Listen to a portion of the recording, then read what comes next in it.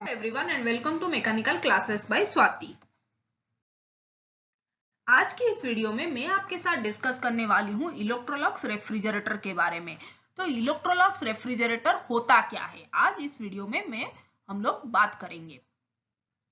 तो देखिए, Electrolux refrigerator जो है वो आपका यूज होता है डोमेस्टिक पर्पज के लिए और फिर कमर्शियल पर्पज के लिए भी ये यूज किया जा सकता है। ये इलेक्ट्रोलक्स रेफ्रिजरेटर जो है कमर्शियल पर्पज के लिए भी यूज कर सकते हैं, रेसिडेंशियल पर्पज के लिए भी यूज कर सकते हैं। ठीक है, तो इसकी एक खासियत है कि इसमें हम कंप्रेसर का यूज नहीं करते हैं, इसमें कंप्रेसर यूज नहीं करते। पहले जो वीडियो था मैंने आपके साथ अब देख सकते हो कि वेपर कंप्रेशन रेफ्रिजरेशन सिस्टम में आपके साथ डिस्कस की थी मैं, तो वहां पर क्या हो रहा था कि कंप्रेसर की यूज किया जाता था। लेकिन ये इलेक्ट्रोलक्स रेफ्रिजरेटर में हम कंप्रेसर की यूज नहीं करते हैं, उसके बदले में हम लोग जनरेटर की यूज करते हैं, ऑब्जर्वर की यूज करते हैं।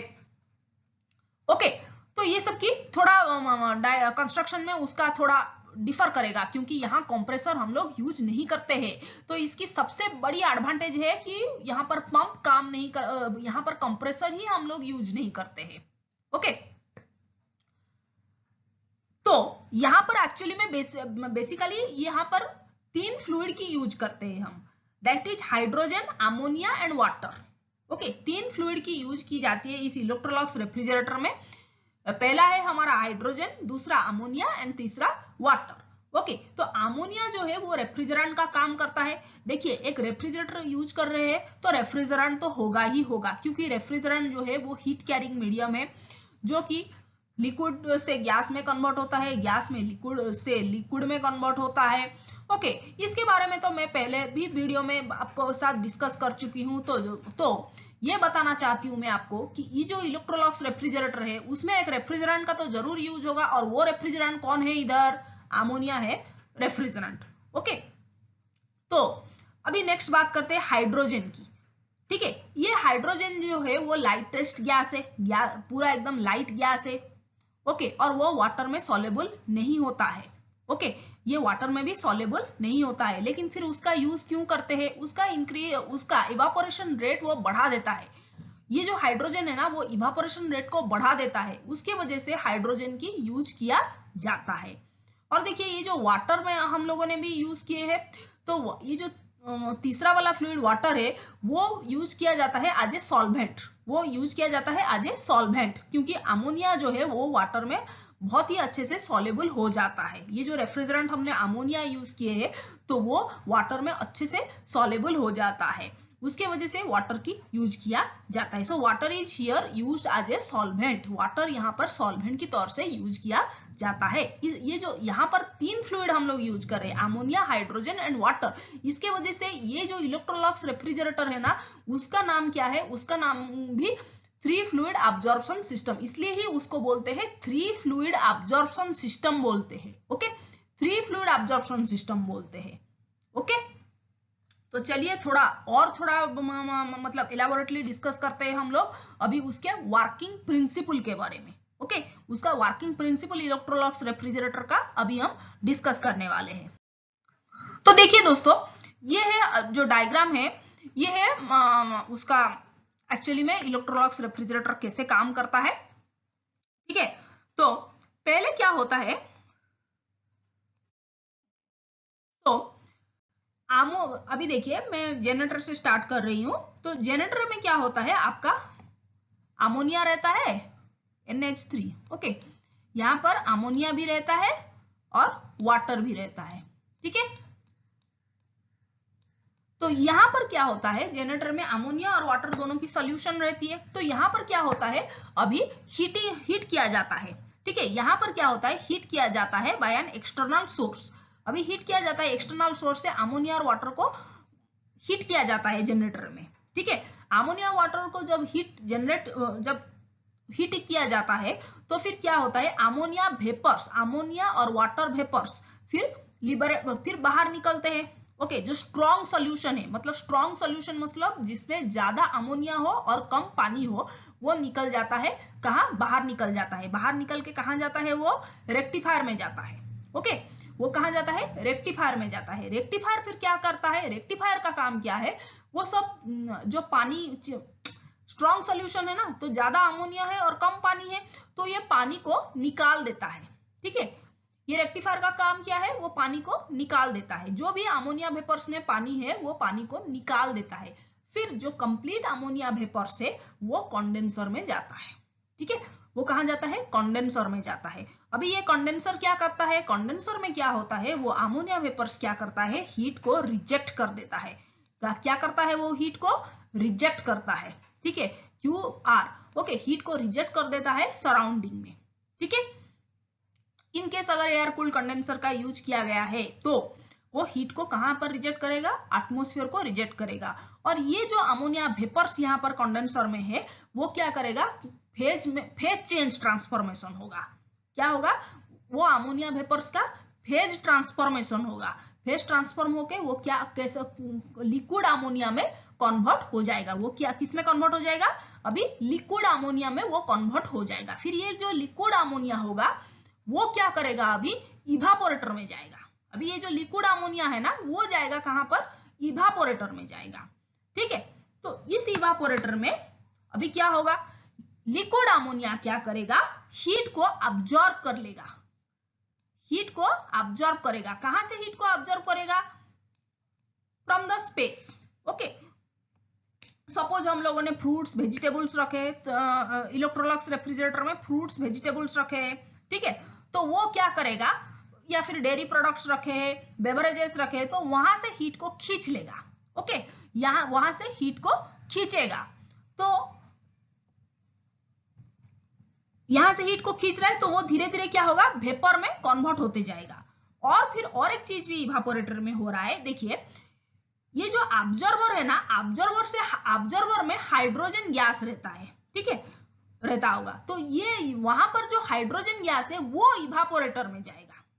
ठीक है, क्यों इवापोरेटर में जाता है ये हाइड्रोजन गैस, क्योंकि हाइड्रोजन गैस जाने से वो इंक्रीज कर देगा, इवापोरेशन रेट जितना हो रहा होगा वहां वो इवापोरेशन रेट को बढ़ा देगा। ठीक है, तो फिर अभी जब इवापोरेटर से निकलेगा तो अमोनिया वेपर्स निकलेगा और हाइड्रोजन निकलेगा। ठीक है, अमोनिया और हाइड्रोजन दोनों निकलेगा। फिर वो जो इवापोरेटर से निकलेगा क्या निकलेगा, अमोनिया और हाइड्रोजन निकलेगा। और ये अमोनिया और हाइड्रोजन कहां पर जाएंगे, अभी ऑब्जर्वर में जाएंगे। ठीक है, ऑब्जर्वर में जाएंगे। हाइड्रोजन आज यूजुअल लाइटर है तो वो ऊपर उठ जाएगा, लेकिन अमोनिया जो है वो इधर पानी रहता होगा, ऑब्जर्वर में पानी है। ठीक है, तो ये जो अमोनिया है वो वाटर में घुल मिल जाएगा, क्योंकि अमोनिया जो है ना वो बहुत ही सॉलेबल है वाटर में। वाटर में वो अच्छे से सॉलेबल है, मतलब घुल मिल जाता है वो। तो अमोनिया क्या करेगा, वाटर में सॉलेबल हो जाएगा। ठीक है, वो अमोनिया क्या करेगा, वाटर में सॉलेबल मतलब मिक्सअप हो जाएगा। ठीक, अभी फिर नेक्स्ट क्या करेगा, ऑब्जर्वर से फिर कहां जाएगा, वो अमोनिया और वाटर सॉल्यूशन, अमोनिया और वाटर जो घुल मिल जाएगा जो सॉल्यूशन, वो एक्वस अमोनिया, वो अमोनिया और वाटर फिर जाएंगे कहां पर, हीट एक्सचेंजर में। ये क्या है, एक हीट एक्सचेंजर है। ठीक है, तो इस हीट एक्सचेंजर में भी बहुत कुछ, अभी देखिए क्या हो रहा है। अभी ये जो अमोनिया और वाटर सॉल्यूशन जाएगा वो किसके साथ हीट एक्सचेंज करेगा, देखिए जनरेटर से स्ट्रॉन्ग सॉल्यूशन तो चला गया कंडेंसर में। अभी जो वीक सॉल्यूशन है, वीक सॉल्यूशन जो है, ठीक है, ये जो वीक सॉल्यूशन है ना, देखिए वीक सॉल्यूशन मतलब ज्यादा पानी और कम अमोनिया वेपर। ओके, वो जा रहा है हीट एक्सचेंजर में, और यहां से अमोनिया और वाटर जा रहे हैं। ठीक है, तो इन दोनों में क्या हो रहा है, हीट एक्सचेंज हो रहा है।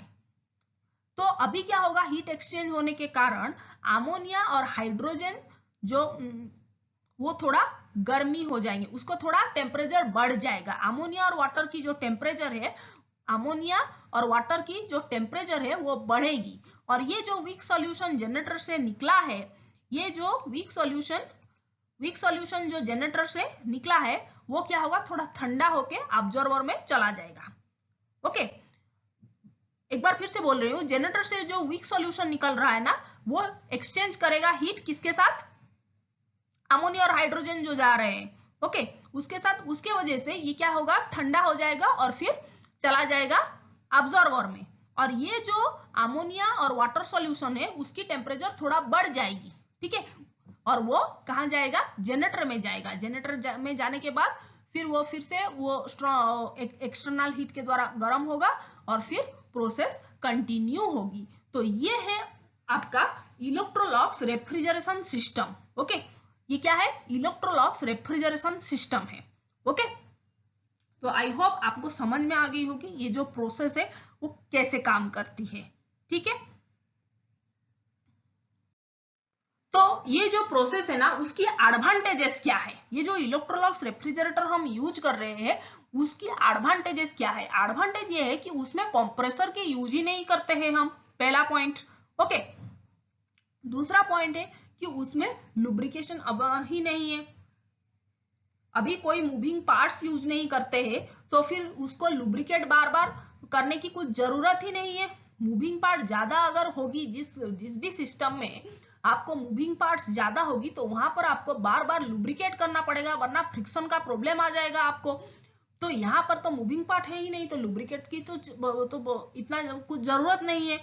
अगर मूविंग पार्ट ज्यादा नहीं है तो वेयर एंड टियर भी कम होगी। और नेक्स्ट पॉइंट क्या है, low maintenance cost, maintenance cost उसका कम है। और नेक्स्ट पॉइंट इज नॉइजलेस, अभी मूविंग पार्ट ज्यादा नहीं है तो नॉइज तो इतना प्रोड्यूस ही नहीं करेगा ये इलेक्ट्रोलक्स रेफ्रिजरेटर।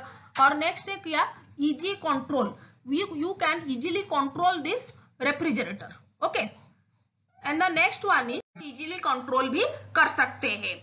अभी देखिए उसका डिसएडवांटेजेस भी है, अभी एडवांटेजेस है कोई भी सिस्टम का तो डिसएडवांटेजेस भी उस सिस्टम का होगा। तो पहला पॉइंट क्या है हमारा, लो सीओपी, ये जो रेफ्रिजरेटर है इलेक्ट्रोलक्स रेफ्रिजरेटर उसका कोएफिशिएंट ऑफ परफॉर्मेंस थोड़ा कम मिलेगा आपको। ओके, फिर नेक्स्ट है construction is a bit complicated, construction जो है वो थोड़ा कॉम्प्लिकेटेड है उसका, क्योंकि बहुत सारा देखिए अभी कंस्ट्रक्शन जो है आप देख रहे होंगे कि अगर हम वेपर कंप्रेशन की बात करें तो वहां पर कंस्ट्रक्शन कितना सिंपल था, लेकिन इलेक्ट्रोलक्स रेफ्रिजरेटर का जो कंस्ट्रक्शन है वो थोड़ा कॉम्प्लिकेटेड है, ठीक है। अभी हम लोग उसका working principle, construction, advantages, disadvantages और एप्लीकेशंस भी डिस्कस कर चुके हैं। ओके, सो आई होप आपको ये वीडियो हमें अच्छे से समझ में आ गई होगी कि इलेक्ट्रोलक्स रेफ्रिजरेटर जो है वो कैसे काम करती है। So thank you for watching my video, please subscribe my channel for more videos.